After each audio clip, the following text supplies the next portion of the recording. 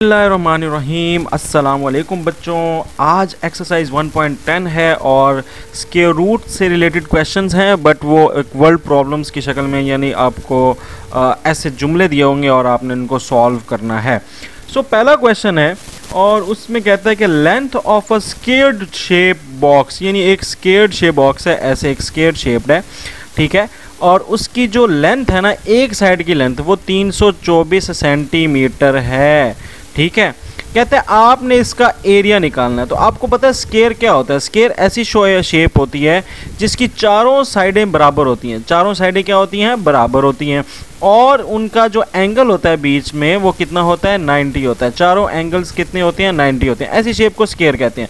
अब स्क्वायर का जो एरिया है वो कितना होता है? एरिया, स्क्वायर का एरिया होता है कि जो लेंथ है उसको ही लेंथ से ही मल्टीप्लाई कर दो, क्योंकि चारों साइडें बराबर हैं तो लेंथ को ही लेंथ से मल्टीप्लाई करना होता है। तो ये आपका फार्मूला बन जाता है लेंथ का स्क्वायर। तो ये आपका एरिया होता है किस चीज़ का बच्चों? स्क्वायर का। तो अगर आपने उसने पूछा है कि फाइंड द एरिया, ठीक है, सो एरिया ऑफ स्क्वायर आप लिखोगे एरिया ऑफ स्क्वायर जो है वो इक्वल है किस चीज़ के? लेंथ के स्क्वायर के। सो एरिया आपका इक्वल आ गया, लेंथ कितना दिया हुआ है? 324 सेंटीमीटर का स्क्वायर। तो जब इसका स्क्वायर लेंगे तो 324 मल्टीप्लाई बाय 324 ये होगा।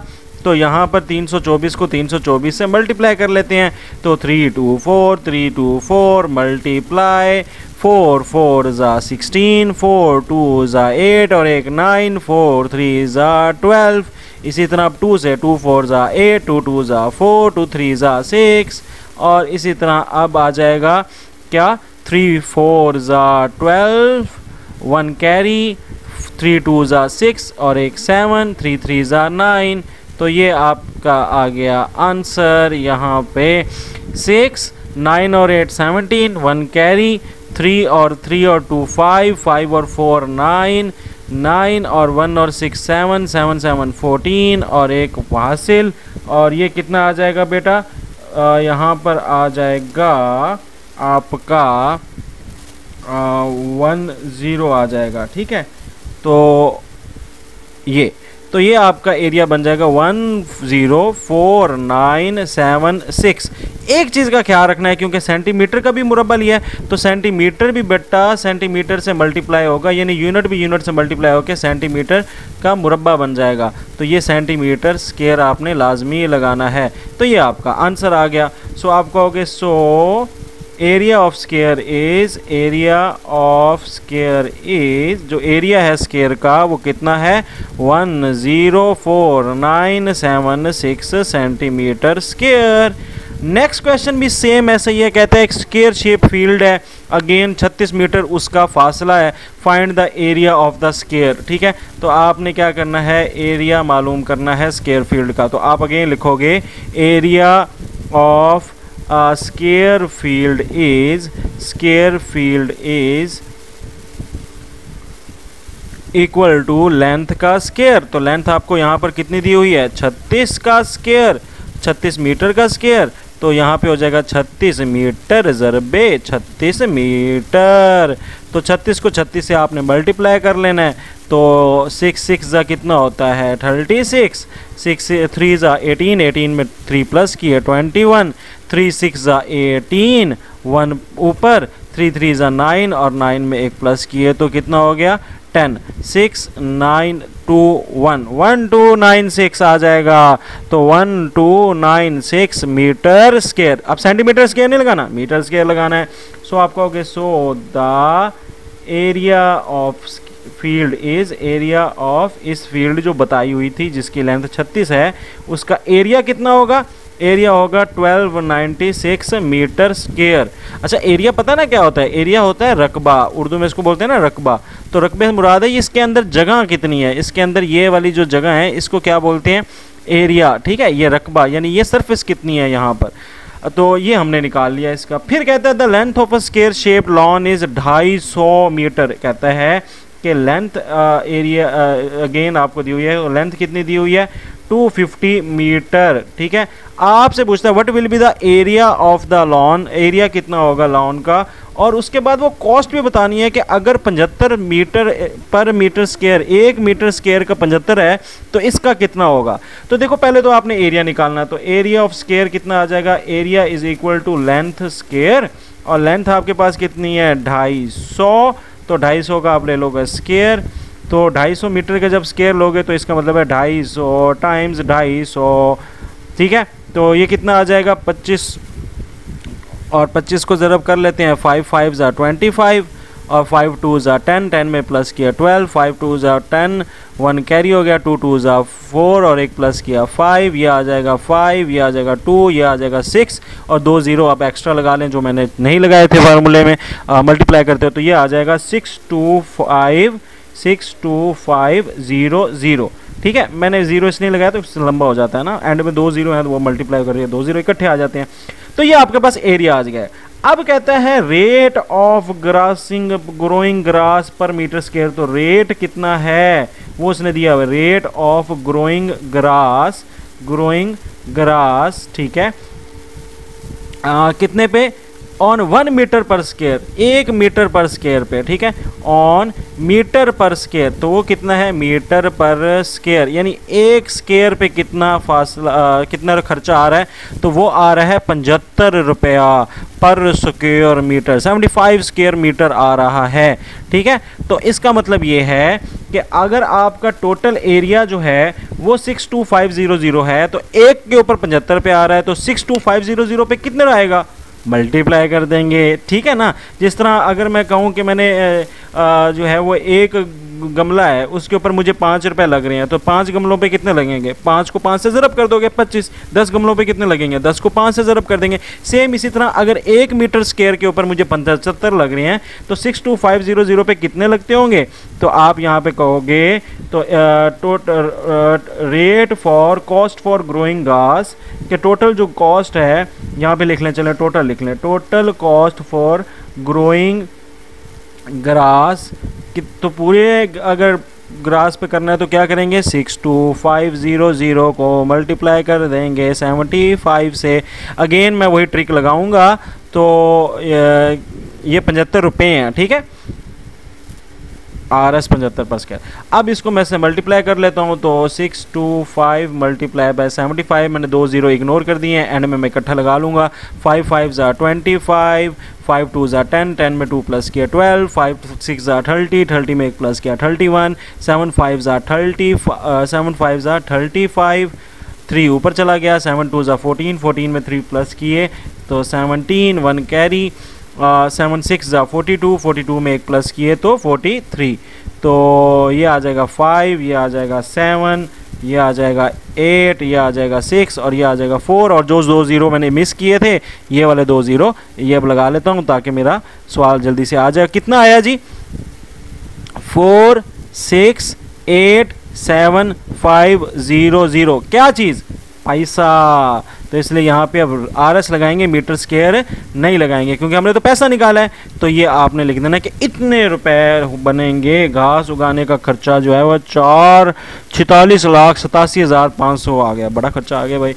आगे जी, अब कहता है area of a square shaped field is 14400। अब यहाँ पर क्वेश्चन में कल्टी मार गया, कहता है एरिया जो है वो स्क्वायर का कितना है वो उसने दिया हुआ है, एरिया ऑफ स्क्वायर जो है वो दिया हुआ है कितना, 14400।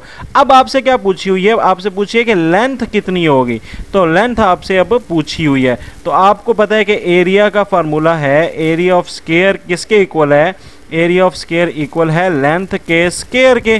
तो एरिया आपके पास हो गया 14400 और लेंथ आपने निकालनी है, तो लेंथ निकालनी है, लेंथ स्क्वायर तो नहीं निकालना। तो आप क्या कहोगे, आप कहोगे taking square root on both side, दोनों साइडों पे हम क्या ले लेते हैं, स्क्वायर रूट ले लेते हैं। किस साइड पे, बोथ साइड, दोनों साइडों पे। तो क्या होगा 14400 is equal to L square, और इसके ऊपर आ गया अब स्क्वायर रूट, स्क्वायर रूट से कट गया। अब 144 का आपने लेना है स्क्वायर रूट, तो मैं डिवीजन मेथड से इसका स्क्वायर रूट ले लेता हूँ जल्दी से।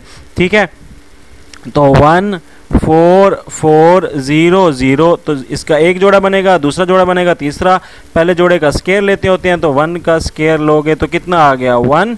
ठीक है, आप चाहो तो बेटा प्राइम फैक्टराइजेशन मेथड से भी कर सकते हो। ठीक है, मुझे ये सूटेबल लगता है तो मैं इससे कर लूँगा। यहाँ पे 2 आ जाएगा, यहाँ पर कितना आ जाएगा 44 नीचे उतर आएगा। अब 2 के साथ हमने कुछ ऐसा लगाना है, 2 ही लगेगा, 22 12 पर करेंगे तो कितना आ जाएगा 44 पूरा का पूरा आ जाएगा, और 0 0 जब उतारेंगे तो 0 0 0 से ही आ जाएगा, तो ये 0 ऊपर वैसे लग जाएगा।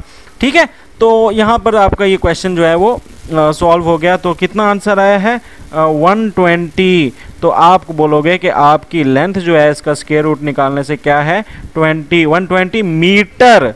अब मीटर स्क्वायर नहीं आएगा, अब आएगा मीटर, क्योंकि मीटर स्क्वायर तो कट गया उससे स्क्वायर रूट से।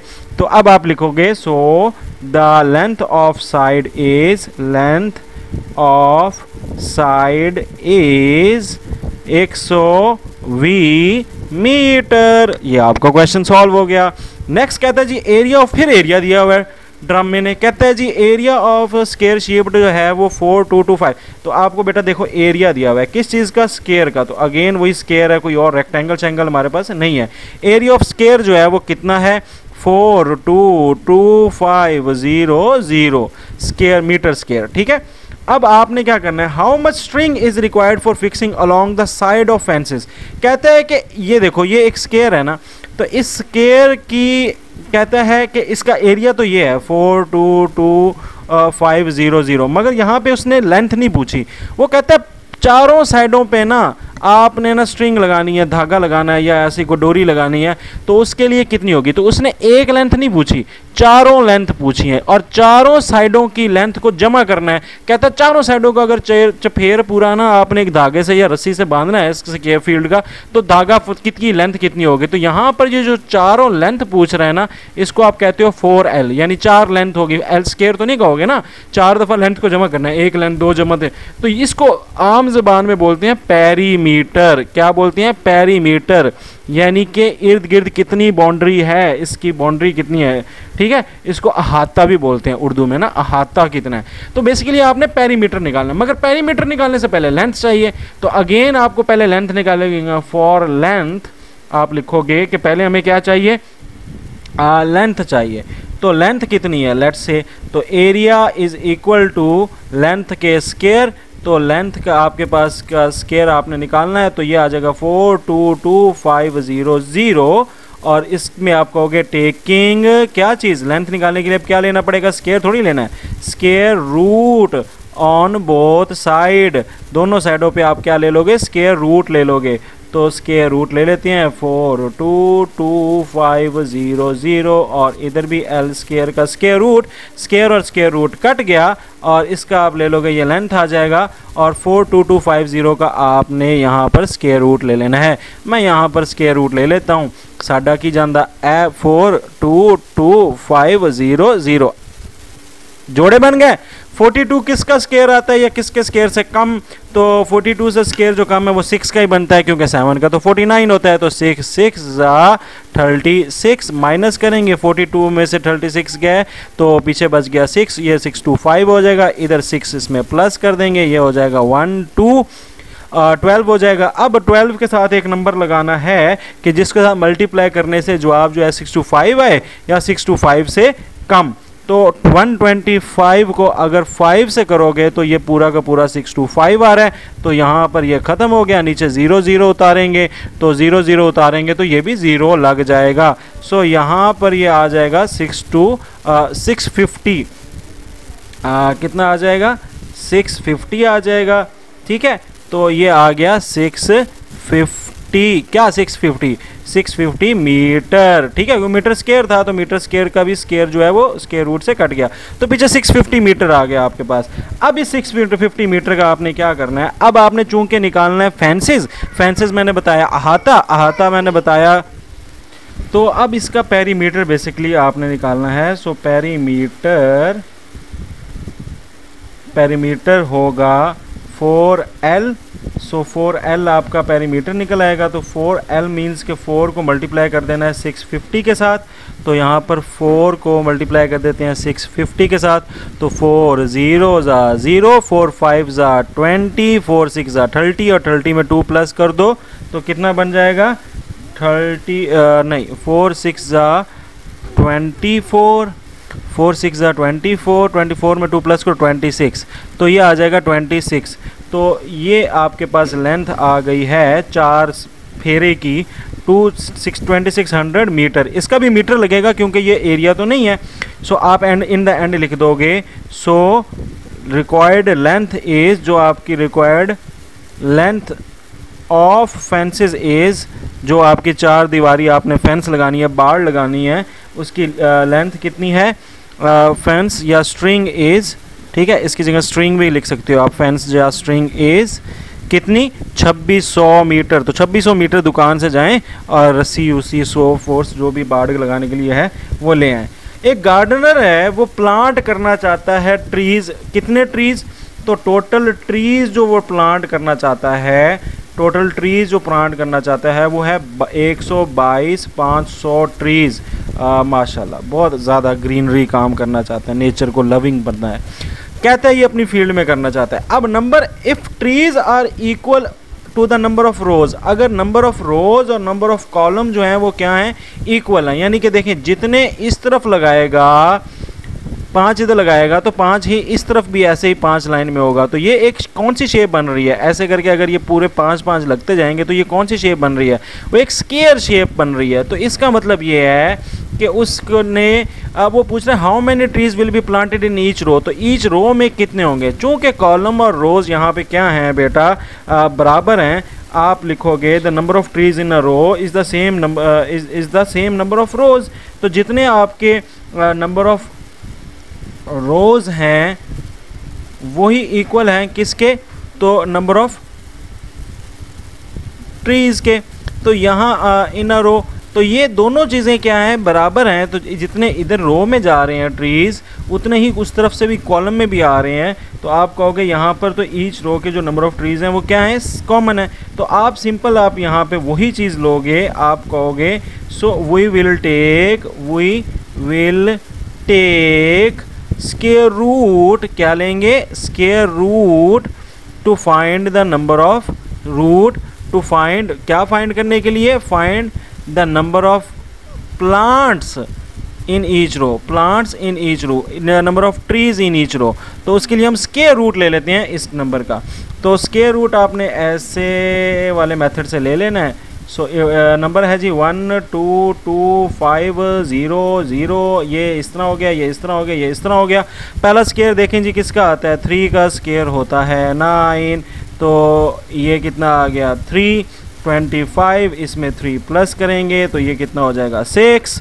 अब 6 के साथ आपने एक ऐसा नंबर लगाना है कि जो आप जो है वो 325 आए या 325 से कम। तो 65 5 ज़ा 325 होता है, मैंने डायरेक्ट ही कर दिया है। तो और इसके बाद 2 ज़ीरो वैसे का वैसे ही आ जाएंगे, तो यहाँ पर 1 ज़ीरो लग जाएगा। तो ये कितना आ गया 350। सो आप कहोगे थस गार्डनर रिक्वायर्ड, गार्डनर को जो है, गार्डनर रिक्वायर